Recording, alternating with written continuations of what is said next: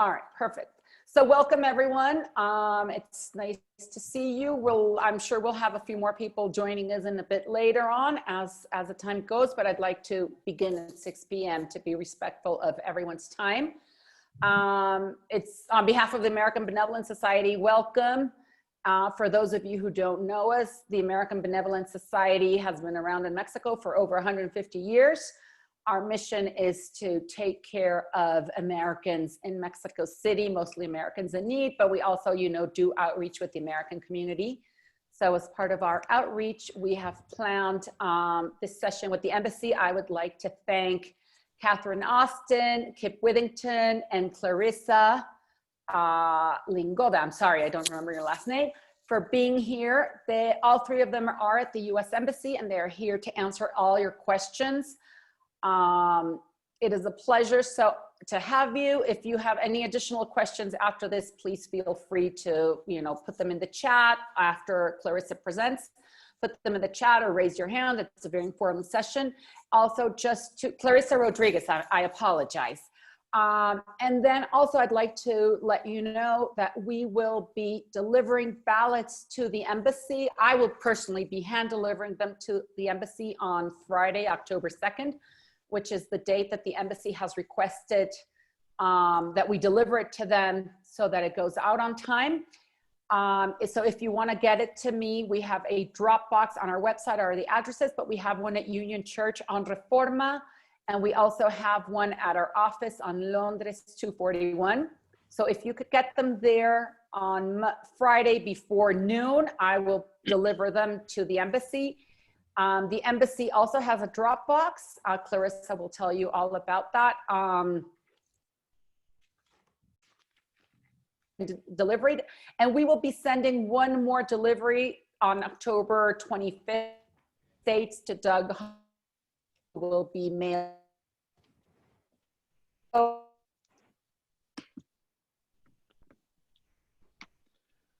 Cutting off.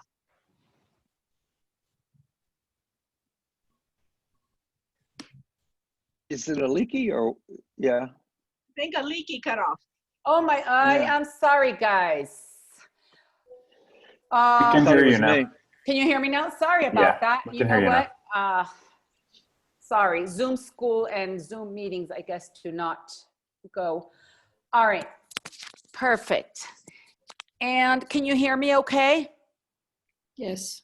Okay, All I good. apologize for that. So go ahead, Clarissa, if with your presentation. If you have any questions, go ahead and put them on the chat. Well, hi, good afternoon, everyone, and thank you for that really warm welcome. It's a real honor to be working with all of you, as I know that all of you do extensive voter outreach in your area, and you, despite this global pandemic, are continuing to assist voters with all of their absentee voting questions and needs. So first off, thank you, because we couldn't do it without you. You're the eyes on the ground that we rely on when we're trying to figure out how to assist voters who call us or who email us. And as everyone knows, we're almost to the 30-day mark before the November 3rd election. And it's very important to communicate to voters that registration deadlines are coming up as early as next week. And in those cases, voters who have still not registered, they still have time to fill out the federal postcard application, which is what we'll talk about in a few minutes, in order to register to vote and request a ballot. And also that we'll have a special message for those voters who, for example, have requested their ballot but have not yet received it. So let me see if I'm able to share my PowerPoint with everyone. This is a very short presentation, and please feel free to ask questions in the chat, and we'll make sure to address each and every one as they come. So, Clarissa, apologies. I may ask everyone to please mute their microphones if possible while Clarissa is presenting. And then if you have any questions, go ahead and send it through the chat. Both Catherine and I will be reading off the questions. Wait. Whoa.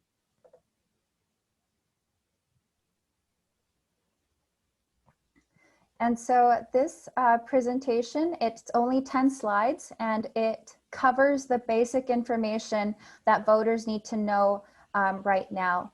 So for overseas citizens, they do have the right to vote, and we at the Federal Voting Assistance Program administer a law that is called the Uniformed and Overseas Citizens Absentee Voting Act, and it covers eligible voters who are uniformed service members, absent members of the Merchant Marine, eligible family members of military families, and other US citizens who are residing overseas.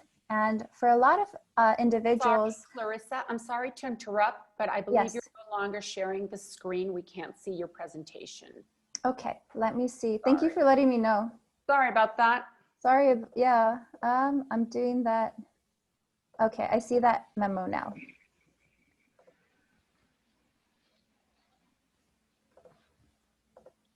How about now? That's okay? Yes. All right, so you didn't miss much. This was the first slide.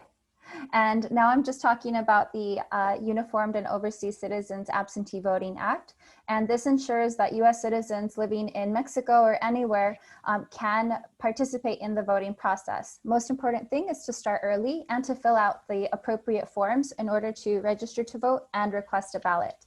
And US citizens overseas, they vary drastically. For some, they might be retirees who are living outside of the United States. Others are diplomats who are at US embassies or consulates. Some are students studying abroad or volunteers, Peace Corps volunteers, for example, Fulbright scholars. So, or working professionals for that matter. And these are individuals that can direct their questions to their nearest embassy or consulate. The voting assistance officer there can answer their questions, or they can contact us at the Federal Voting Assistance Program. In 2016, there was an estimated 5.5 million US citizens living overseas, and 3 million of them were eligible to vote because they were over the age of 18. And the process looks it's very similar to how one would want to vote absentee in the United States while residing in the United States. But for overseas citizens, in some cases, depending on the state, their process might take a little longer. So essentially, the voter submits a federal postcard application to the election office in order to register to vote and request a ballot. Once that federal postcard application is sent to the election office and received by the election officials will process the form and identify if the voter really is in fact eligible to vote in that voting jurisdiction. If for some reason they find information inconsistent with the voter file, such as a really drastic change in someone's signature, or someone's former name is now their current name, is no longer their current name, they will contact the voter and let them know that something is missing on their application.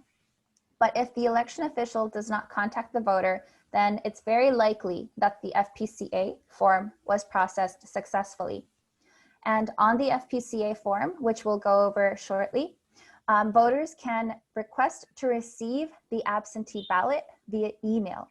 That means that once the election official finishes processing the federal postcard application, the election official can email the voter the absentee ballot. It's very easy. It's the fastest and surest way for the voter to get their ballot on time.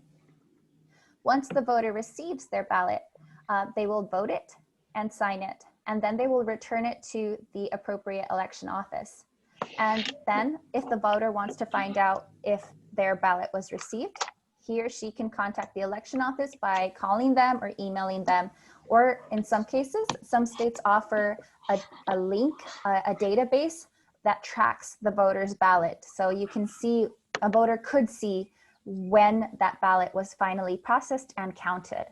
And in the event that a voter does not receive the requested absentee ballot, the voter can use the backup ballot, also known as the federal write-in absentee ballot. And this backup ballot is available on ff.gov. It is accepted by all 50 states and territories, and it allows the voter to write in his or her preferred candidates. And this blank ballot is very easy to fill out, print, sign, and then send to the election office. Some election offices, or in other words, some states, accept the ballot by email or fax, while some states only accept it by mail. So if a voter needs to find out his or her state's voting guidelines, they can refer to ff.gov. On ff.gov, we always update all of the latest voting information. As of this month, a few states have already changed the ways in which they will accept the ballot. For example, Wyoming recently, about a month ago actually, decided in their legislature to begin accepting ballots by email, whereas before they only accepted them by mail. So as these states come up with a different legislation to assist voters during this COVID pandemic, for example, or due to other reasons, we will receive those updates and we will update our information accordingly. So voters should always check ff.gov for the most accurate and updated information. And we continue to be the only federal nonpartisan agency in the United States that provides this type of information about the absentee voting process for military service members, military families, and overseas citizens.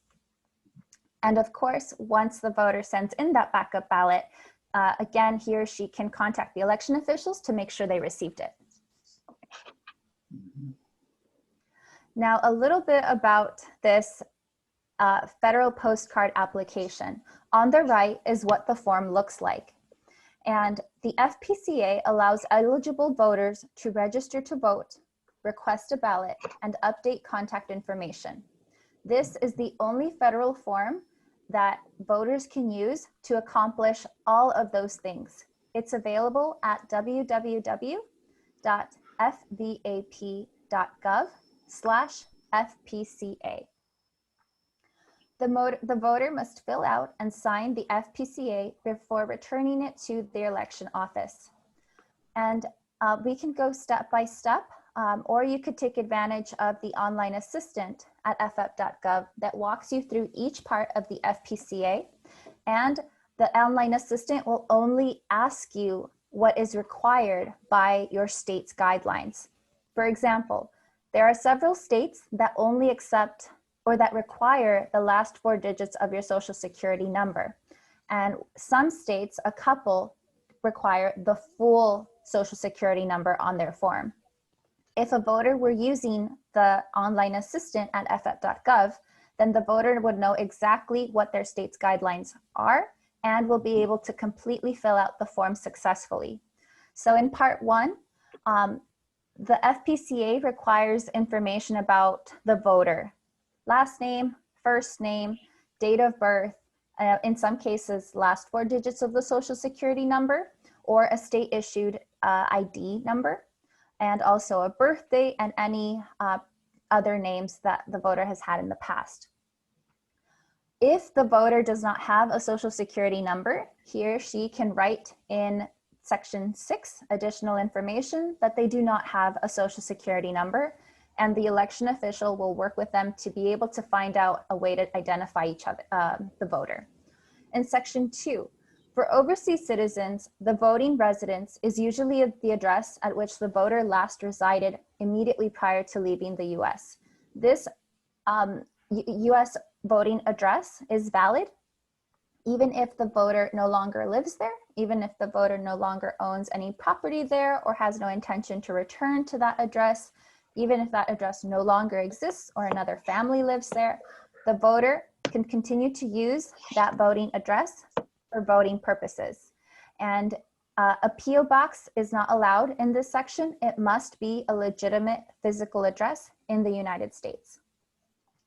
For citizens who were born outside of the US and or have never resided in the United States, 38 states and the District of Columbia extend voting rights to never resided citizens. So we have a very carefully constructed list of these states on ff.gov.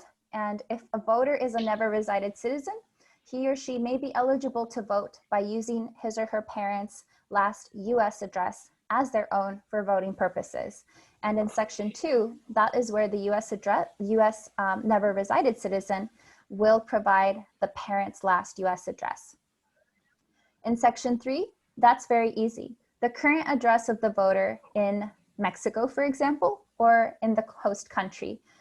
This is the way the election official will know that the voter is in fact overseas and is covered by the UOCAVA law. So it's very important that the voter does not put a PO box in this section. On the right in Section 3, there's a place for a forwarding address if needed, but Section 3 must include a physical address overseas. In Section 4, this is how the election official will contact the voter. There is a section for the email address, for an alternate email address of the voter, and a phone number and fax number. If providing a phone number, please provide the Mexico country code.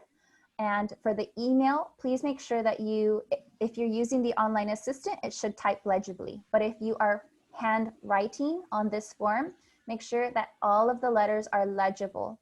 And if you run out of space, you can include that long email in Section 6, additional comments. Now in Section 5, for preferences, during this global pandemic, we are strongly urging voters to select to receive their ballot by email. Again, that means that the election official will email the voter his or her ballot once the FPCA is processed. And in Section 5, Part B, the voter can indicate a party preference. For the general election in November, this doesn't have a lot of weight, but if a voter were to submit the federal postcard application next January, he or she can indicate the party preference in order to be eligible to vote in federal primaries. And finally, in Section 6, this is any additional information that a voter can provide in order to help the election official accept the form and process it.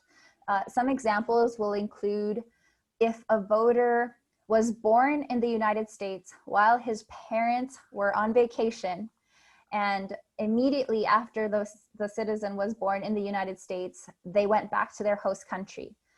That citizen is not technically a never resided because that citizen did reside in the United States for at least 6 days of his life.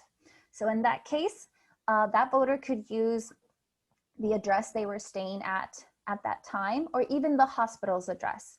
So if a situation ever becomes that detailed, include all the details necessary in Section 6 in order to ensure that the election official knows the complete story.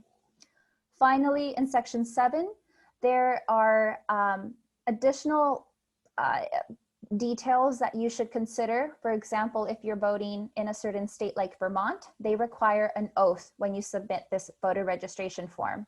And other states have other requirements. So make sure that you follow through with finding out your state's guidelines at ff.gov.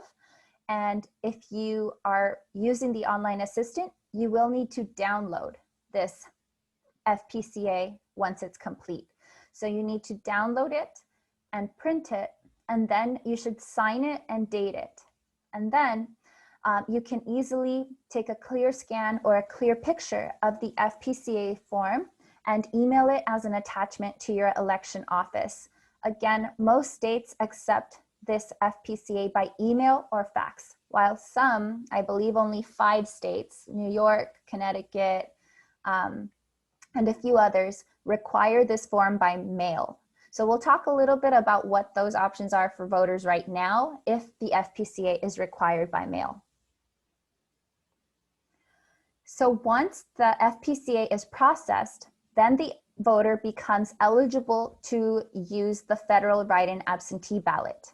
Most states will only allow the voter to be eligible to use the backup ballot if he or she has already requested a ballot with the FPCA. So that's why it's sequential. First, the voter must send in the FPCA, and then if needed, the voter can send in the FWAB. The FWAB is known as the backup ballot because it allows the voter to write in his or her candidates and vote that ballot if the official ballot doesn't arrive on time. And each ballot, each FWAB is designed with a secrecy envelope to ensure the ballot remains private and anonymous. So many states will require the FWAB to be placed in a secrecy envelope, and on the face of that envelope, it must say secret or secrecy envelope.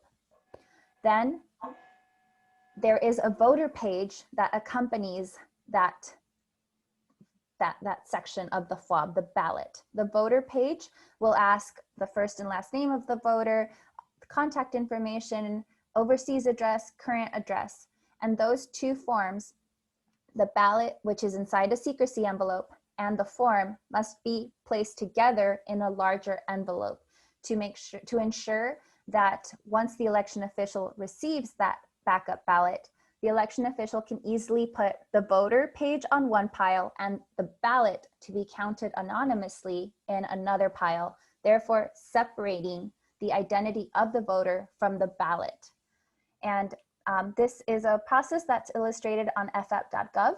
And if you use the online assistant, again, all of the instructions will print with your form once you download it. And voters can also find the postage paid envelope template at ff.gov. If a state requires the voter to submit the ballot or the FWAB by mail, then the voter can use several options while living overseas. A voter can send their ballot back via international mail, private courier, which includes DHL, FedEx, UPS. If the voter is near a military installation, then military post is also acceptable. And most popular is probably the diplomatic pouch offered at the nearest US embassy or consulate.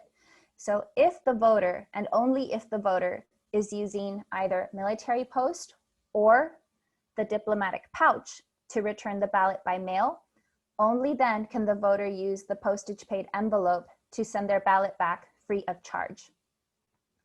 This postage paid envelope, you must print directly onto a regular envelope. So it's a template and you must print it onto a regular envelope or print it onto a label and then place it on an envelope, because some post offices do not accept the template when it's taped onto an envelope. So just keep that in mind. If you are considering using the template, please print the template directly onto an envelope if possible. And once again, these are the online assistants available on ff.gov. This is what our webpage looks like. And the big red button that says request your ballot now, that is where the voters can get started on the FPCA. And then at the very top where it says election forms and materials, we have information about the FPCA and instructions for filling out both the FPCA and the FWAB translated into Spanish. We also have the postage paid envelope templates at that place as well, election forms and materials. Now, for COVID-19, we developed these visual graphics to assist and illustrate how each state accepts voting forms. Again, these graphics might change within the next few days. That's why we have a disclaimer indicating that all updated information is available at ff.gov. But these are really helpful visuals that might give you an idea of how many states accept the forms by mail, by email, or by fax. And please note that the states with an asterisk have additional requirements. For example, on the left, on the FPCA map, I want to draw your attention to the state of California. California has an asterisk. What does that mean? California accepts the FPCA from registered voters by email. But if a voter is using the FPCA to register to vote, he or she must fax or mail the FPCA to the election official. The same thing with Florida. So in the FPCA map, near the bottom where the state of Florida is, Florida accepts the FPCA from registered voters by email, but requires a hard copy of the FPCA from voters who have not registered yet. And in New York, up at the top, yes, they accept the FPCA by email first, but they must receive a hard copy FPCA from all voters immediately after that. That means that a voter from New York can take a clear scan or a clear picture of his or her FPCA and email it to New York, but they must immediately mail the hard copy to the election office in New York afterwards. Now, on the right is the ballot or FOB map. Some states accept the ballot by email. You can see those highlighted in blue. Again, those asterisks mean that there are exceptions or additional information required. So please go to ff.gov to find out what those asterisks mean regarding those states. The red states, this is not a political map, but the red states indicate that they accept the ballot by mail or by fax. Those mail and fax states, I want to make sure you know that we at the Federal Voting Assistance Program are mandated by Congress to assist voters from those states by offering our DoD email to fax service. That means that voters from Alaska, Florida, Louisiana, Oklahoma, Texas in some case, Arizona in some case, and California can email clear scans and clear pictures of their completed ballot pages and email them to us at fax@fvap.gov, and our team will fax their balloting materials to the appropriate election office on their behalf. Again, only the states that are colored red, voters from those states can email us their ballots, and we will convert them into a fax consistent and compliant with their state law. And then the states with the navy color, those states only accept the ballot by mail. Those are the states, those are the voters that you should strongly encourage right now to fill out the federal write-in absentee ballot or the backup. Why? Because by the time they submit the federal postcard application, by the time they receive their ballot and by the time they mail it in, it's already cutting it very close to the election ballot return deadline for a lot of states. So what can those voters do? They can submit their federal postcard application immediately and get started on the backup ballot immediately and send that one in too. If needed, the voter can send in the federal postcard application and the FWAB together in one envelope and mail it via diplomatic pouch to the appropriate election office. That is a situation that we're encouraging right now if a voter from one of the Navy states, the mail-only states, has not received a ballot that they requested yet. And of course, if the state accepts the FPCA by email, then the voter should email it. But if a voter from New York has to mail the FPCA, then the voter should also fill out the federal write-in absentee ballot, place both of those forms in one envelope, and mail it to New York in that case. And I can answer questions about the state transmission methods later on. And then talking about the diplomatic pouch, some states accept voting materials by mail only. And US citizens can mail their ballot to their election office or to the election official via international mail, private courier, or the diplomatic pouch at a nearby US embassy or consulate. The recommended mailing deadline for the 2020 general election is October 13th, 2020. But each consulate and each embassy has their own specific recommended deadline because they know better than anyone how their diplomatic pouch is traveling to the United States. For some, it takes a couple of days.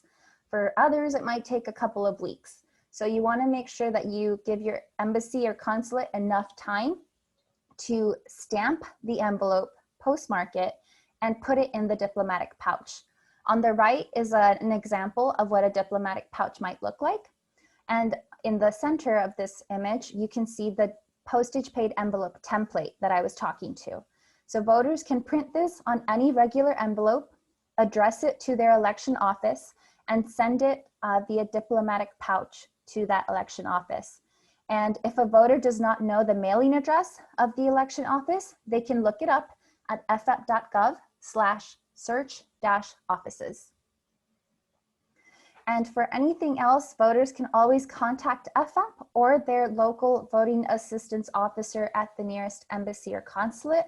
FF is available via email at vote@fvap.gov or via phone. We also have social media platforms on Twitter and Facebook where we also receive messages from voters. So I'll stop sharing my screen for now.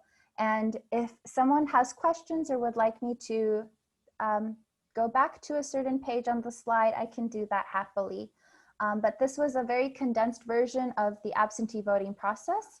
And the most important thing to tell your voters now is to get started early and to fill out the backup ballot if needed.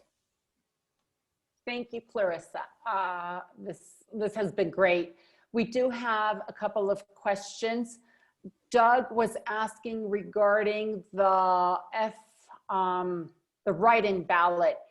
If the person does not know the exact name of the candidate for Congress, if using the FWEP and does not know the candidate for the US representative, for example, can the voter indicate his or her political party choice, or do they actually have to write in the full name?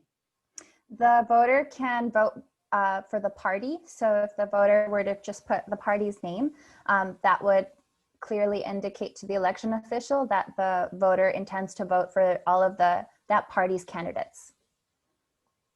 Okay, does that answer the question, Doug? And then Barbara was asking, Barbara Franco, is there an exact version of the candidate's name that is acceptable? I believe so long as it's not too closely, not that it doesn't resemble any of the other candidates on the ballot.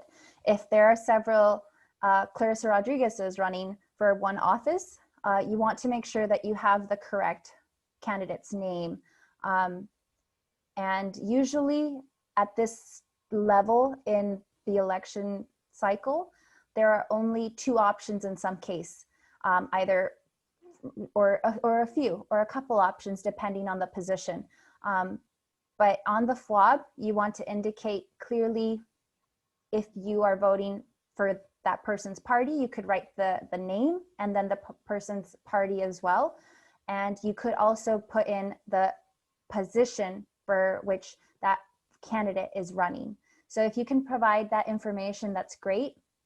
I also know that on the FWAB, you have to write it in. That means that you have to do your research. You have to look up all of these details. On a regular ballot, you could just mark who you want to vote for. But the FWAB does require a little bit extra research. So you can find the candidates' names on the Secretary of State's page of each state. Perfect. Does that answer your question as well, Barbara? I think I so. was asking about the presidential candidates exactly, because in the case it could be a short name or the whole name or even a middle initial or something. Does it really matter? No, in that case, no. If it's A reasonable version? president, right? It's so long as it's legible, and so long as I can't see any of those two names being mistaken for one another. So long as there's a clear, legible name, last name even, then that's acceptable. That's the criteria. Yes. They couldn't be mistaken for each other. Right. Okay, good. Thank you.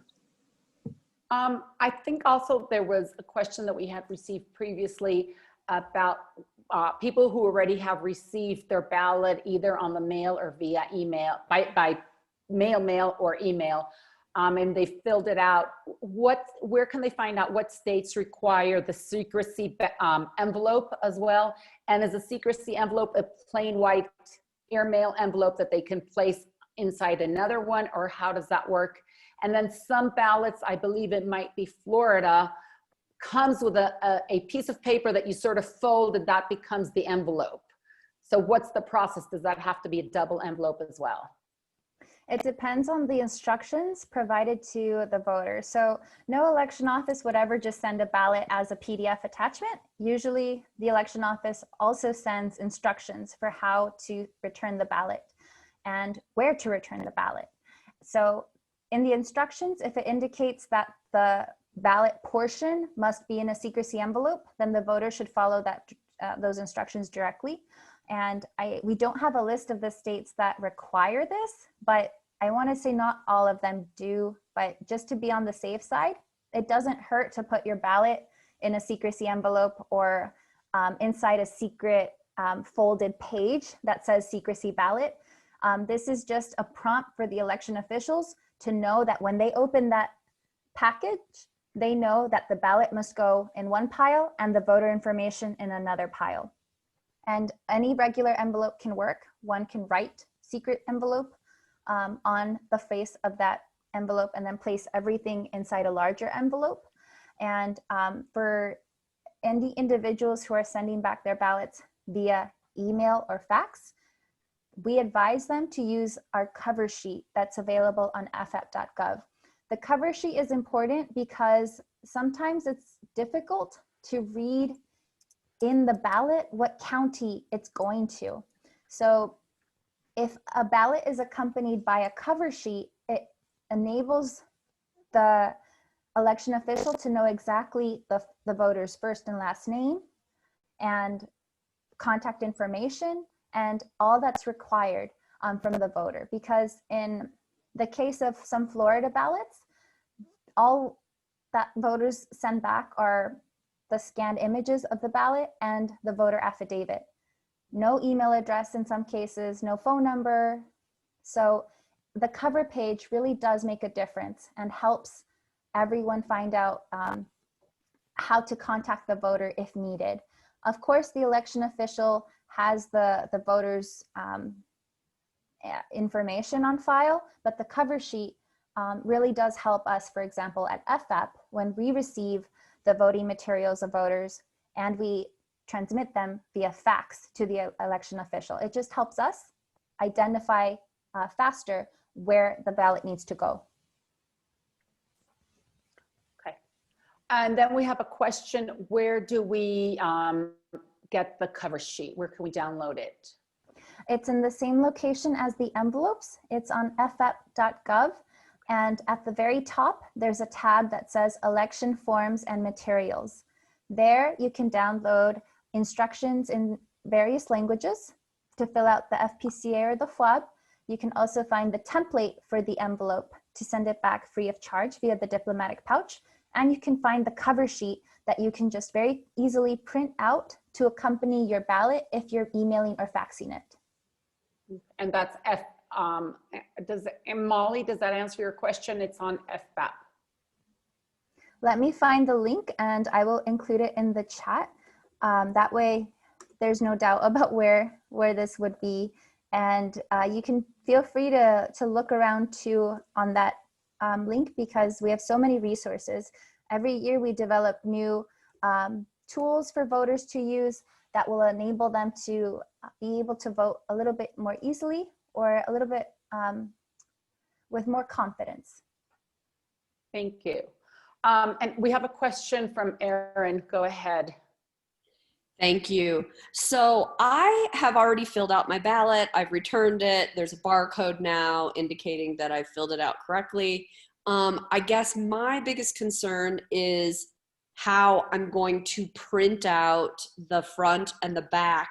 I'm voting from Texas. My daughters both have to send theirs to Michigan. Long story. But anyway, that's where we're registered. And so I guess my question is, how the heck do I get those that printed out onto each side of the envelope? And is it one of these envelopes, or is it those, big, long, I don't know, legal size envelopes? We have two versions. We have a United States version, which is the regular, almost like a longer envelope that most mail correspondence requires. in the US, and we also have an envelope compatible with a lot of European printers. So those two options are, you can find them at the link provided in the materials and form section. Okay. And also if it's Like too I much of can't a cut it out and tape it then. It has to be printed on there. post offices vary. Some of them accept the taped and some do not. And so we don't want to risk it. If possible, try experimenting with your printer to see if it will allow you to print on the envelope. Another option is to purchase a label sheet and print that label sheet, print the template on that label sheet, and then cut out the label and put it on an envelope. Using glue stick usually works best, I think, Okay. Erin. Like So just one of those long envelopes would suffice, just folding everything and putting it in, correct? Yes, Okay. Thank you. of course. Also, we have a question from Stephen Storesby. He has his ballot and the envelope template. Does the ballot have to be trimmed, or do I send the full letter size sheet it was printed on, is his question. Please print it how you received it. If you received it as a legal size, don't trim anything. Sometimes, depending on the election material, on the election office's equipment, they have a standard that they want the voter to follow when printing their ballot and returning it. So in order to make sure that there are no disruptions or delays in process, don't trim it, don't adjust it, and just try to print it as it was intended and then mail it to your election office that way. Also, I have a question that has come up from calls. Some states require you to sign the envelope, is that correct? A few do. They require Okay. you to sign and date the envelope only because some states cannot open the envelopes until election day. And if, for example, a voter had sent in the FWAB, let's say a voter from Delaware sent in their backup ballot for the presidential election on September 14th. September 15th was the date of the federal primary in Delaware. The election official would receive this backup ballot and wouldn't know for what election it was. So in some cases, if the voter can write or initial or sign the envelope and also indicate for what election that ballot is intended, it will enable the election official to process that ballot correctly for the correct election. And it's also stated in the instruction sheet that accompanies the ballot. So voters should very carefully review that information. And if they have any questions about the secrecy envelope or the signature, they can always contact their election office.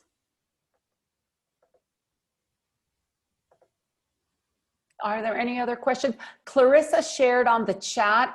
We'll print it, we'll put it on the AES website as well on the voter help section.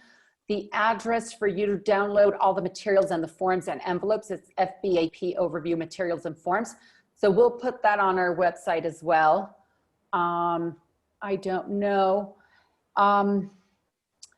The embassy recently received this question. Can I place my husband's ballot and mine, each one sealed in a signed envelope, into one slightly larger mailing envelope and still attach the printed page postage paid label, or does each one need their own specific envelope? If you are sure that both of those ballots are going to the same election office, they can all go in the same envelope with one template. Okay.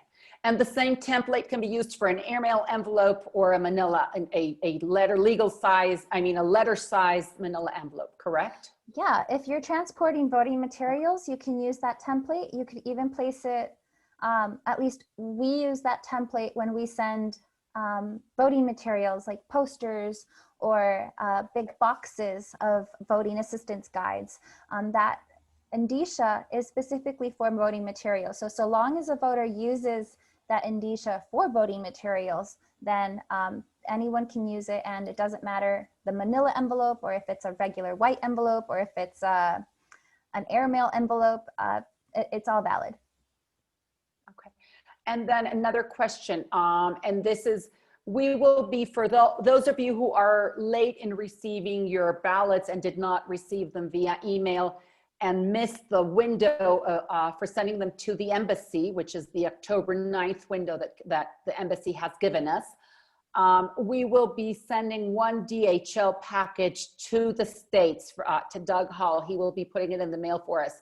And that will leave on October 26th. And my question, Clarissa, is they can also use we will pay for the DHL, obviously, but the envelopes that go to the DHL package can be printed on the postage paid envelopes, correct? Yes, so if voters have an envelope that contains their ballot with the template and they place it in that DHL package, then that DHL package goes to the embassy. No, I will be sending a DHL. The American Benevolent Society will receive those ballots and send them via DHL to Doug on October 26th, and he will go to the post office in Atlanta and put them in the mail for us. Okay, So, all right, good to, he'll be in Atlanta, Georgia. Okay. Yes, he will be in Atlanta, and he will actually go to the post office and mail them for us. Yes, go ahead, Robin. Definitely. Question, Aliki. All right, so you're going to do us the grand favor of this DHL on the 26th. Does that mean that you might be able to pick up at Union Church at a later date other than the 10th? Yes, I mean, so I will pick up this Friday. I personally will pick up this Friday at Union Church. And then I will pick up again on Thursday, the 10th, because I needed to get it to the embassy by the 11th, because the embassy is closed on the 12th. It's a holiday. So I will have to get it to the embassy. Is not closed. It's not a holiday. I'm sorry. But the embassy. All right, I'm just gonna, it's just the dates. Hang on a second. You'll pick it up on October 8th from Union Church, because that's a Thursday. You are so right. I am very sorry. October 9th is a Friday, so you'll get it at the embassy on Friday, because we are indeed closed on the 12th. Exactly. Getting it to you, Catherine, getting it to the embassy on the 13th is too late? There's no too late. We will accept ballots all the way up until November 3rd, but getting it there October 9th is more sure. So we just make sure that it's more sure. All right. So why don't we do this? I will pick up at Union Church this Friday, October 2nd, next Thursday, October 8th, and then probably October 24th, whenever that Friday before the 26th is. It should be 23rd or 24th, I believe. And take it 23rd, sorry. So I will pick up October 23rd, which is cutting it a little close, and I will take it Monday first thing in the morning to DHL. My feeling is it's a bit close. If it should actually be Friday, Doug, what is your thoughts on that? Just because here in Mexico also we're getting to the holiday Day of the Dead. You're on mute.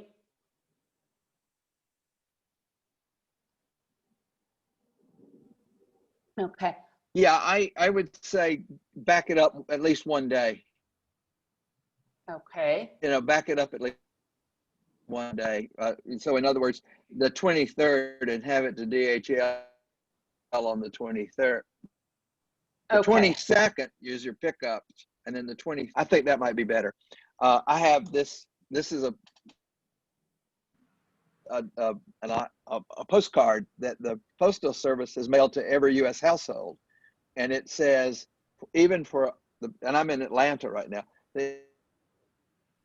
Even those of us who are in the States right now, we need to get our ballots in the mail 1 week ahead of Election Day. So, I think we were cutting it a little tight. So I'd say 22nd, and then drop it in DHL on the 23rd. Good idea.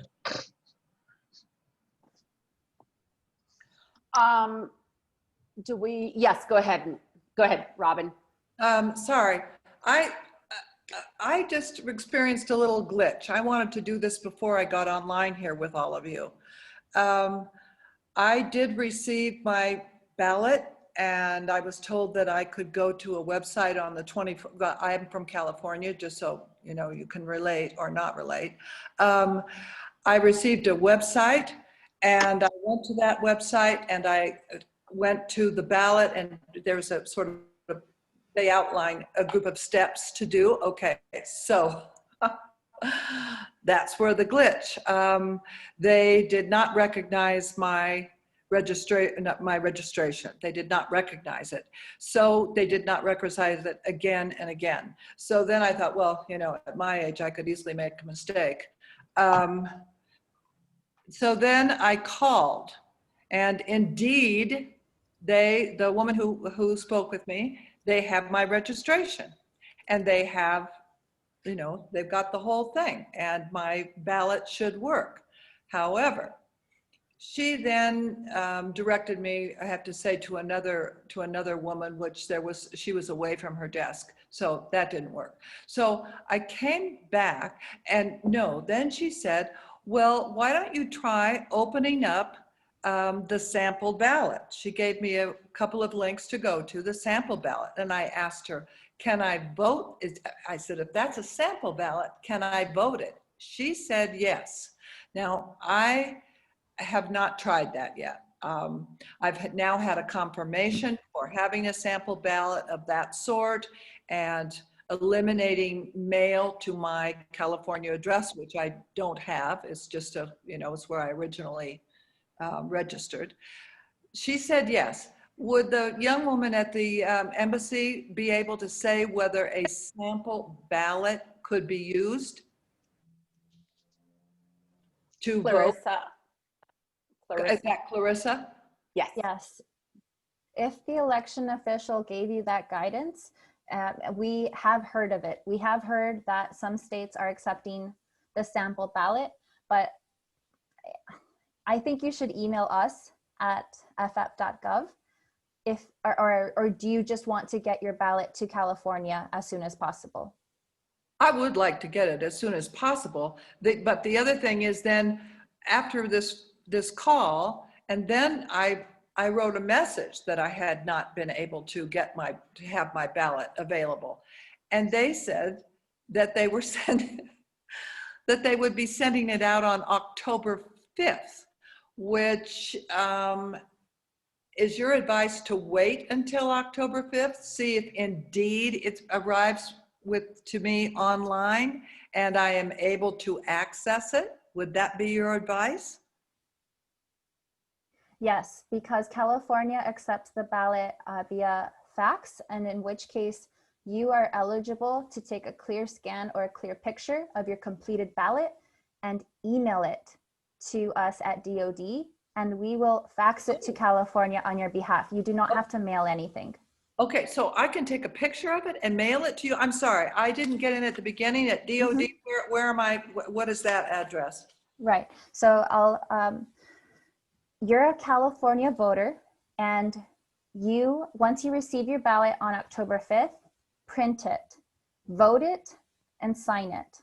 Okay. And then take a clear scan or a clear picture. And I believe, Doug, you've mentioned before that there are apps that allow you to take clear pictures of your forms. And so you take a clear scan or a clear picture of each page and your signature page, and you attach it to an email. The email must be directed to the following email address. It's F for Frank, A for Apple, X for X-ray. X for X in exit? Yes. Okay. @ and then it's our name, fvap.gov. That's F for Frank. But I'm sorry, FVAP at what? COD or DOD? .gov. I'm sorry. putting it in the chat as Clarissa is, Okay. can you double check it, Clarissa? Just, it's fax, like the word fax, Yep. at fvap.gov, correct? Dot Yes. gov. Okay, I'm sorry. Okay. Okay. And they should be sending it to you with, to this address with the cover letter, correct? Yes, and the that's- ballot, if the ballot does not contain the cover letter, you can print the cover letter from the link that was provided earlier, or you can just take a clear scan or a clear picture of all your pages and email it to us. Please note that it might take a few days for us to fax it, at most 2 to 3 days. But if you get us your ballot mid-October, then we will most definitely fax it to your election office in California on your behalf, and they will receive your ballot. And we will always send a confirmation email when we receive your ballot and when it's already in transmission. Okay, thank you. And you, I believe that what you're saying is also, this is preferable to wait than to do a federal write-in ballot now, which where I would just, that's preferable.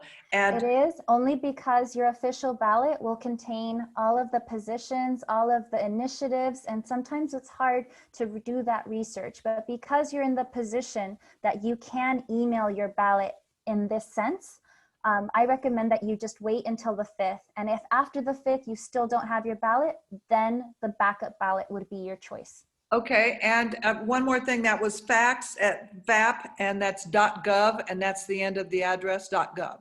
Okay. Yes. All right. Thank you so much for that. Clarissa, time. am I correct? I believe California, when you're faxing, requires an additional sheet of paper signed that you are sending it via fax or an affidavit, I believe. Is that correct? I can give you some information. Okay, go ahead, Nola. Sorry. First of all, I've already completed, my husband has completed the whole process. He's even received the confirmation from FVAP to say that his ballot came through. Mine is a little behind his. We had to re-register because we were not on the list for email ballots, okay? So we had to re-register. I probably talked to my local office at least 10 times to get through this process, because the first time I'm doing it, I wanted to be absolutely sure I hadn't screwed anything up. So the first thing you do, you have to get to print out this thing called Oath of Voter for California. Okay, but you have to be re-registered. Then you go on to a different list to get an email ballot. So that's how you get the email ballot. If you don't get the email ballot quickly, and you should already have it, okay, they've already been emailed, you phone your local office back and say, I did not get my email ballot, please check. Because we actually got phone calls in the middle of the night the other night because they were confirming that they had actually sent it to everybody on the list because they thought there was a problem with the list. So we actually got, both my husband and I got separate phone calls to wake us up and make sure that they had gotten us the correct ballot. So once you get on the list, you get the correct ballot. You will also get these forms in that, but you don't need to send these. You do not need to send the envelope forms if you're sending it in to the fax address. So you can just, it's very simple. You just print out the whole thing. The ballot is 2 pages. One has a bunch of the, what do you call these things? The measures. The first is the actual voting, and then there's a couple measures here, and the rest is the remaining propositions. So you'll have a total of 3 pages. You send that to FVAP, and they will fax it on to your local office. Thank you and it for all that. seems to work, which amazes me. 40 million people in California, fires everywhere, and it's working. Thank you, Nola. Yeah, it does illustrate that the absentee voting process can be easy. And what I just wanted to make sure that everyone noted was that, yes, California has the same ballot design, but the ballot pages might be different. In some counties, it might just be Yeah. one ballot page. In other counties, it might be 2 or 3, depending on how many positions and how many measures. But essentially what we've been seeing is that California ballots do require the oath of voter page that is signed. So make sure that you send Yeah. that with your ballot pages. Yeah, it's actually the oath of voter page has a signature line.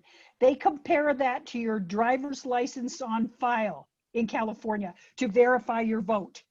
So the one thing they caution you about is that your vote may not be completely secret. In other words, they're looking at this and your vote is right there.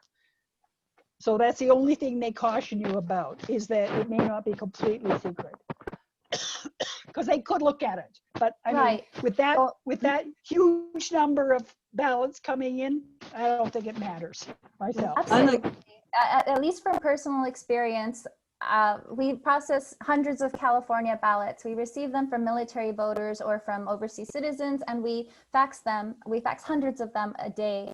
And yes, we do see the ballot in its entirety, but we are not paying attention to who's being voted for, because our mission is to get the ballot from point A to point B, and we try to get the ballots through accurately and efficiently, and that means that there's no room for error. So we are not being distracted by any of the selections. We are just the votes. We are just faxing. Yes. I'd like to make a comment about the signature. If by any chance you had an injury, maybe a stroke or something, and your signature isn't exactly the way it had been before, in the notes part, that thing just above the signature line, give an explanation. It's happened, and that was the best way to handle it. Yeah. Thank you. And just so everybody understands, the reason we had to re-register was because I had not they had our address in Amador County, but they wanted to mail our ballots to that address. But I said, no, we're Mexico City. They wanted to have our address in Mexico City on record. So that's why I had to re-register, was to give them this address as our mailing address. Okay, that's why they wanted it. Clarissa, we have one more question. It says Florida requires you to sign the envelopes. So if they're going to be faxing to FVAP, do they include the signed envelope template, ballot, and the fax cover sheet in one email attachment? Or should there be an attachment for each of the three, an attachment file for each of the 3 items? So I noticed that question as well. Okay. Anything you receive from your election office, it's safer just to send it to us. If you notice that there's a line for a signature anywhere on those pages, sign it after you've read the instructions and the privacy notice, and take a clear scan or a clear picture, and also include that in the scans of your ballot pages. And as a Florida voter, you can email those scans either individually as JPEGs or collectively as one PDF file, and email that to fax@fvap.gov. And we, regardless, will receive that PDF file, convert it into a format that's compatible with our fax system, and the pages will be distributed into that format. So if we receive one PDF, we will take apart that PDF and send each page. And if we receive them one by one, we will import each page one by one the same way. So either way works. If it's easier for you to send one PDF with all of the scans, that works for us. But it's just safer right now to send anything that requires your signature, because you just never know. And we wouldn't want to risk that a missing signature be the reason that your ballot was delayed or returned, or not returned, but rather the election official contacted you because of that. And obviously, Clarissa, if it's just one time to send, it needs to be cleared up. It's not, if you send it by mail, you also have to, you have to fax it and then send it by mail to confirm. Either you send it by fax, you send it by email, or if your state allows to email it, you email it. But it's just one time that you send it. I think that's also important to clarify. Right, absolutely, just one time. But I think what was mentioned earlier, if you want to fill out the backup ballot now and send that in, you can do so. And when you receive, or if you receive your official ballot later on in a couple of days, you can still send that official ballot in too. So at this point, if the election official receives a backup ballot for you and an official ballot for you, all election officials receive the same guidance. They will count only one for one voter. So in most cases, the election official will take the official ballot because that is the most compatible with their system, and that is where all of the selections have been made and all of the initiatives and propositions. So you don't have to worry in that case of sending in a backup ballot and then sending in an official ballot. It's not voting twice. It's when the election official will process only one for you. So you don't have to worry about that situation. And if you were to mail your ballot, and in addition to emailing it, there's no repercussion from that either. The voter file will indicate that a ballot was already received for that individual, and the election official might contact you just to see like if you changed your mind. But in most cases, you can rest assured that if you email it, that it has been processed, and it's best to always follow up. If you mail it, if you fax it, or if you email it, contact the election office or try to use your state's database to see if your ballot has been counted. Perfect, thank you. Kip, why don't I open up the microphone to you? I know you have some specific US Embassy to Mexico information as well. Okay, thanks, Aliki. Sorry for the darkness in here. I don't know why, but the lighting is just not great in this room.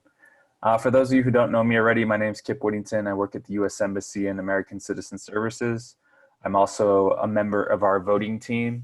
Many of you know Catherine, so I work with her and her expertise. And very happy to chat with all of you again. See a lot of familiar faces. Just briefly, for everyone's awareness, the US Embassy is accepting in-person drop-offs of ballots. And what you can do is if you have your sealed ballot ready to go, you can come by the US Embassy between 9 a.m. and 2 p.m. on weekdays, and obviously not holidays, and drop it off at the Rio de Nubio entrance. It's the consular entrance.